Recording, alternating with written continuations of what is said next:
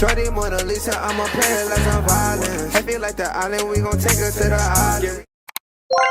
Day 3 of training camp took place. I have to say, before I get to the camp and all that stuff, the Fever just put on one of the best marketing campaigns I've seen from a team in a long time. Like a team that's, I think you guys can say they're out of the rebuilding phase. They're into like the winning era now, right? It started with this video. It's okay.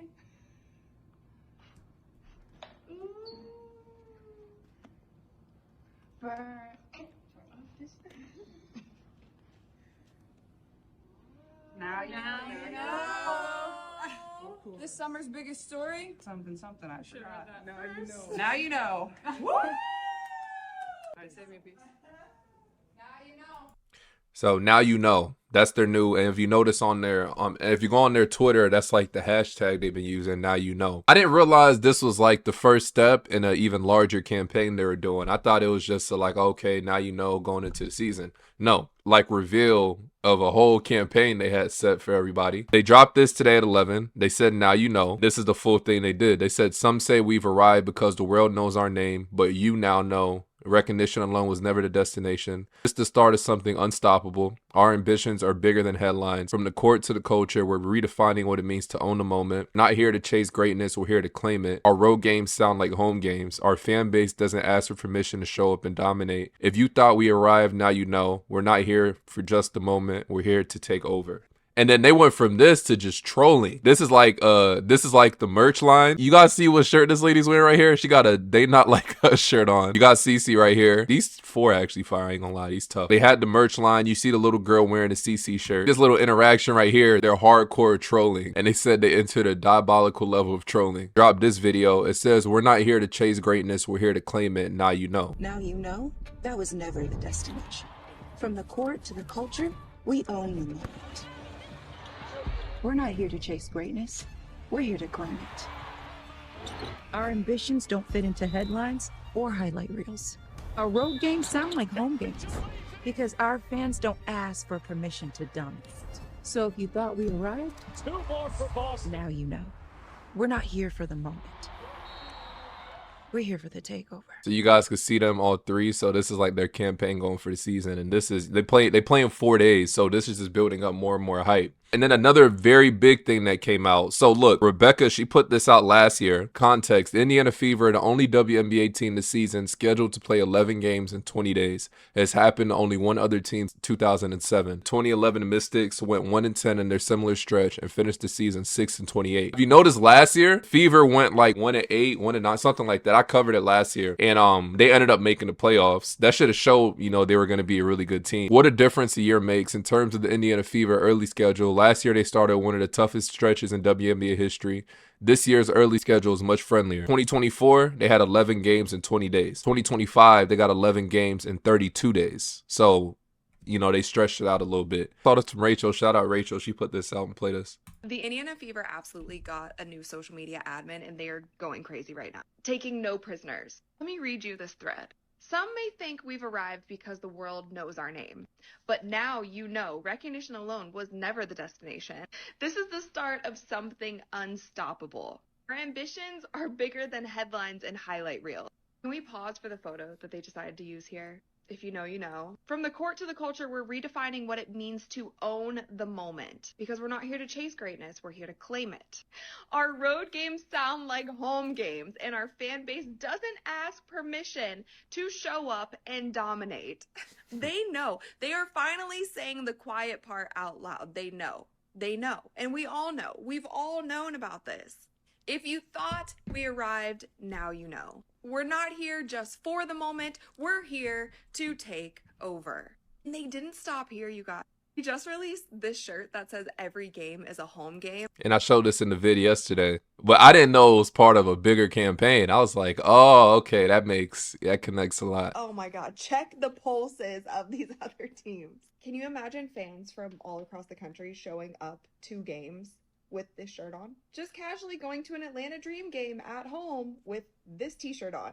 The savagery is exactly what they need for this season. They're not listening to the media. They're not listening to people complain about their fan base anymore. They're like, you know what? We are here. We're here to stay. Get used to it. I'm trying to tell y'all, man, this year compared to last year going to be a little crazier. Now, this was day 3 from the camp. This is a recap before I get to the interview parts. This is pretty dope.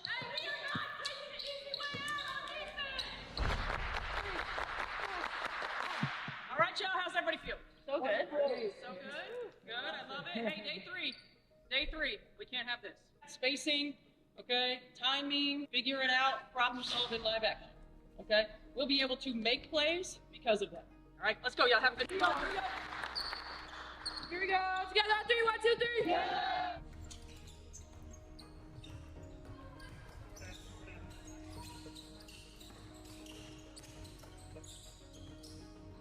That's what, Bree Hall scored that? Yeah. Then that's Brianna Turner. Yeah. It's tough.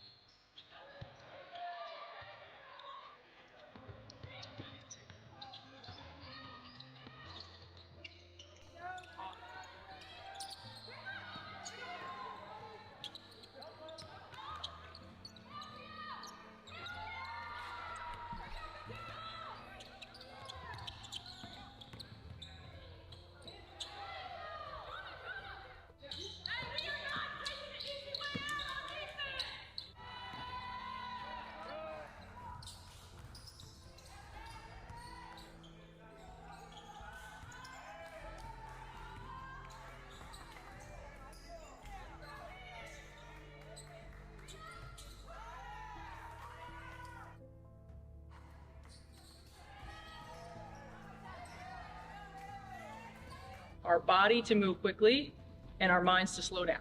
Okay, that's part of putting us in situations where it's not going to be a structure, where there's going to be some chaos. It's up to you to start to find the calm in the chaos. We got to learn to find space in chaos so that we can put people in positions to be successful.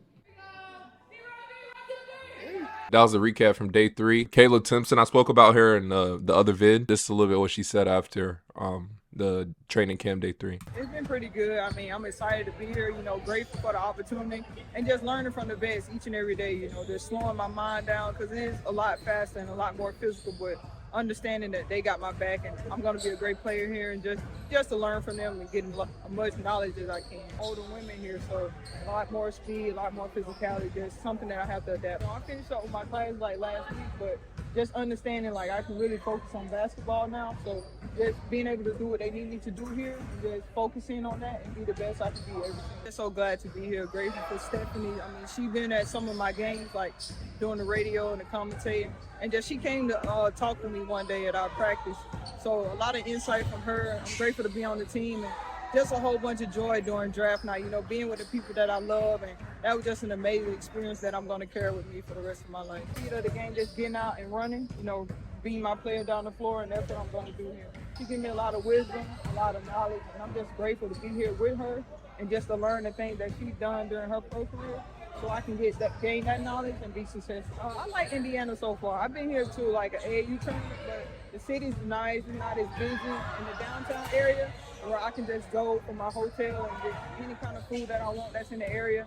That's real nice for me. I don't like to go too far after practice to get something. Just be a sponge and learn from the vets. So that's my 2 biggest things that I'm keying in on, and also just controlling the controllers, doing what I do best at, rebounding and running the floor. If I run the floor, that means somebody else could be open just by doing that simple act or setting a good screen for somebody or, gaining the rebound to get more possession or faster possessions on offense for us. So just doing the little things, getting more recognition worldwide. That's when I noticed, like, hey, basketball can take me somewhere, and I could potentially play in the pros.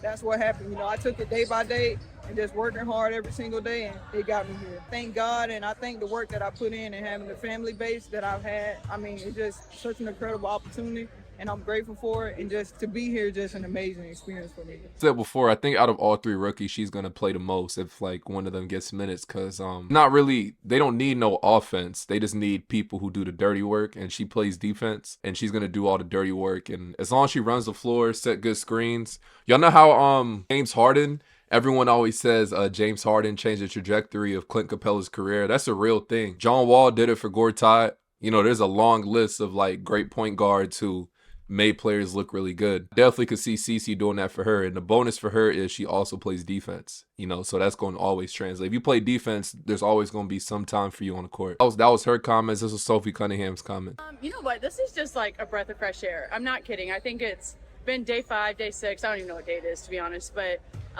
it's just everyone's in it for the right reason. Everyone's in it. You have great energy. You have great people. And at the end of the day, everyone's putting aside their agendas and doing what's best for the team. And let me tell you, it is refreshing, and everyone's excited to be here. I just think that's what they were doing the offseason. They were trying to get winners, people who know how to compete, people who want to win, and put that together with experience, people who have championships. And so when you have that type of combination, and us kind of young bucks, I'm kind of a tweener, and then you have the vets, you know, you're just trying to be a sponge, you're trying to learn, you're trying to be good now, but at the end of the day, you're trying to be the best when it's preseason, right? And so that's why you have those vets, so you can learn from them. They've been around the game for a really long time, and that's kind of the refreshing part about being on this team, is that everybody wants to learn, and so everyone's dialed in. You know, I'm not going to put any poster board material up there, but I do think that everyone knows that we have something special here.